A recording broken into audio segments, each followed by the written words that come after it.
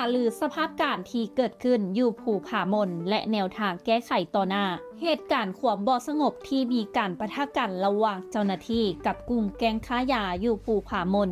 ที่เกิดขึ้นในช่วงวันที่ 3 พฤษภาคม 2025 ที่ผ่านมา ได้สร้างความวุ่นวายให้กับสังคมเป็นวงกว้างและเพื่อแก้ไขปัญหาในลักษณะนี้ในต่อหน้าแขวงบ่อแก้วจึงจัดประชุมขึ้นส่วนรายละเอียดจะเป็นแนวใดไปติดตามน้ำกันเมื่อวันที่ 4 มิถุนายน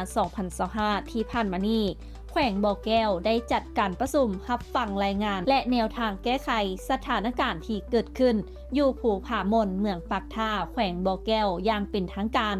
โดยการประชุมครั้งนี้ดำเนินภายใต้การเป็นประธานของท่านปริญญาเอกทองจันทร์มณีไซกรรมการสุดกลางพรรคเลขาพรรคแขวงเจ้าแขวงแขวงบ่อแก้วในการประชุมมีการรับฟังรายงานสถานการณ์ที่เกิดขึ้นรวมถึงมาตรการการตอบสนองและแผนแก้ไขปัญหาในระยะต่อไป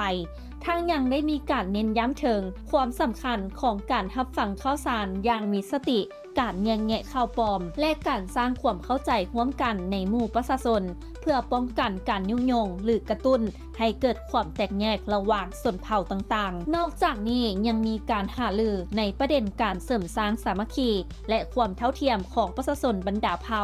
รวมถึงการกะเกียมความพร้อมในการลงพื้นที่เพื่อเฮ็ดเวียกเสริมลุกและสร้างความเข้มแข็งให้กับรากฐานของระบบการปกครองในพื้นที่ทุกบ้านโดยในช่วงท้ายท่านปริญญาเอกทองจันทร์มณีไซได้เน้นย้ำหลายประเด็นสำคัญคือการลงพื้นที่อย่างต่อเนื่องเพื่อสร้างความเข้มแข็งให้กับรากฐานของอำนาจการปกครองการสร้างความสามัคคีและเข้าใจร่วมกันระหว่างประชาชน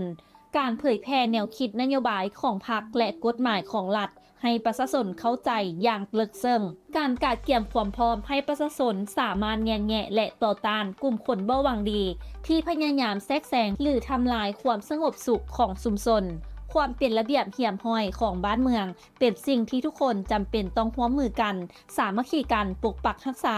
ทุกทานคิดเห็นแนวใดคอมเมนต์กันเข้ามาได้นำอบธรรมวงศ์รายงานและท้ายนี้ต้องขอขอบใจสำหรับการติดตามข่าวสารจากทางไทยเก็ตเมกาซีนและอย่าลืมไปกดไลค์กดแชร์กดติดตามกด Subscribe ทุกช่องทางออนไลน์ของพวกเขาเพื่อจะบ่พลาดข่าวสารดีๆจากทางไทยเก็ตเมกาซีน